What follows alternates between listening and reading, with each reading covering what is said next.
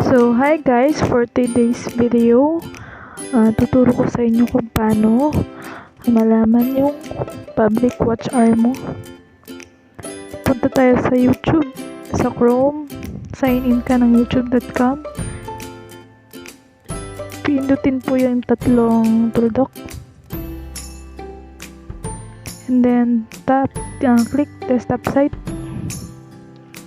Then, ganyan yung mangyayari. And then, pindutin po yung profile picture mo. And then, click YouTube Studio.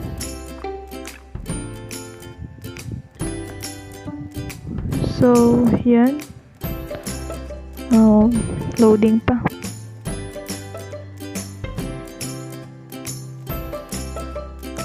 Click yan. Click po yung sign na yan. Yung S pa. Sign.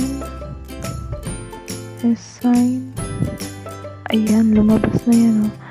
Grow with YouTuber. Yan, 90 subscriber and 17 public watch hour.